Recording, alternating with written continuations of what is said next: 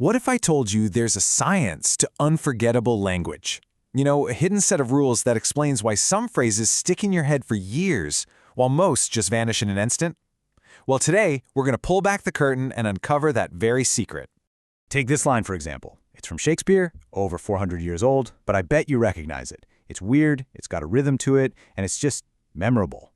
It's the perfect example of language that was literally engineered to stick with you. So that's the big question, right? What is the secret ingredient? Why does a phrase like fair is foul have that kind of staying power? Well, it turns out it's not just some kind of literary magic. Nope.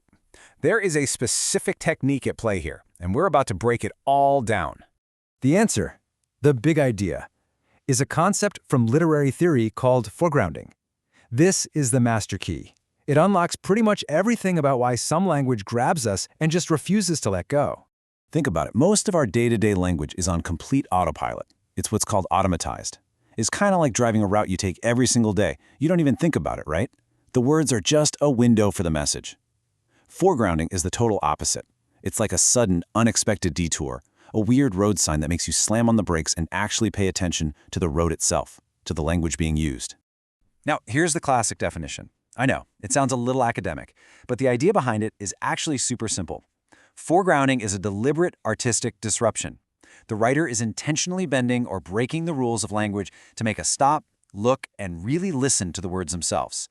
It's not a mistake, it's a choice, and it's a powerful one.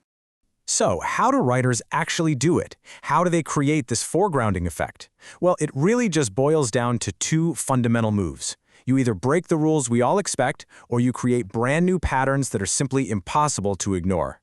First up is deviation, and this is all about breaking the rules. Take this famous line from William Gibson. The sky above the port was the color of television tuned to a dead channel. Now, we expect the sky to be compared to something natural, blue or gray, maybe stormy.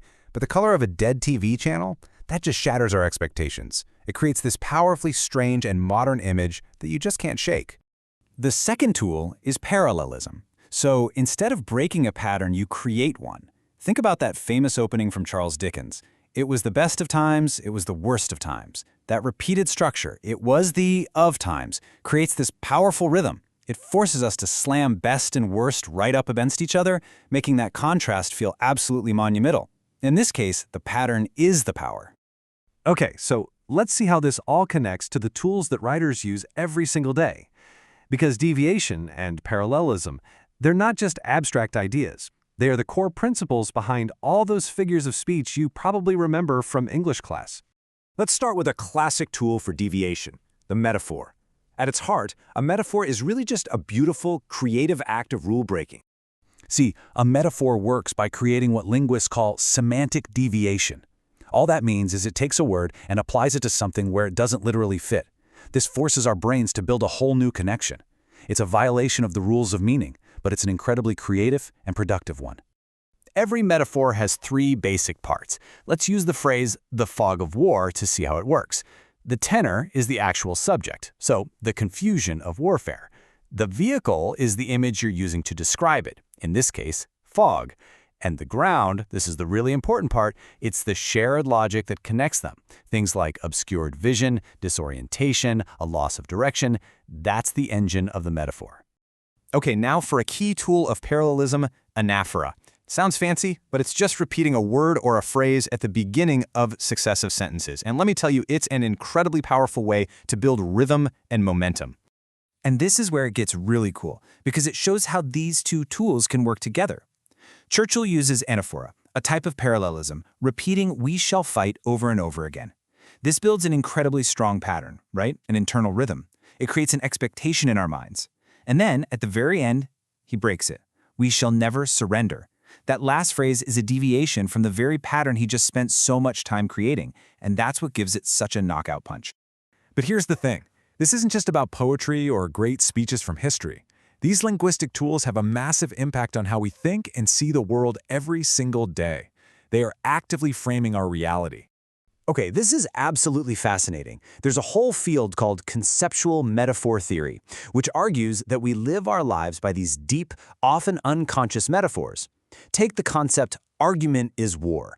It is so baked into our language, we don't even notice it. We attack positions, we defend our claims, we demolish someone's case. This isn't just flowery language, it fundamentally structures our understanding of what an argument even is. It's a battle, a fight to be won or lost. And that leads us to the ultimate takeaway here. Every figurative choice you see, it's an argument. When a news report calls refugees a flood, that is not a neutral description. It's an argument that frames human beings as a destructive, inhuman natural force. When a military operation is called a surgical strike, it's making an argument that violence can somehow be precise, clean, even healing. The language we choose literally shapes our reality. So now you're in on the secret. You know about foregrounding. And once you know it, the whole game changes. You can start to see the code behind the language all around you. So the real question is, what arguments are hiding in the news you read, in the ads you see, and even in the words you yourself speak every single day? Because once you start looking for them, you'll see them absolutely everywhere.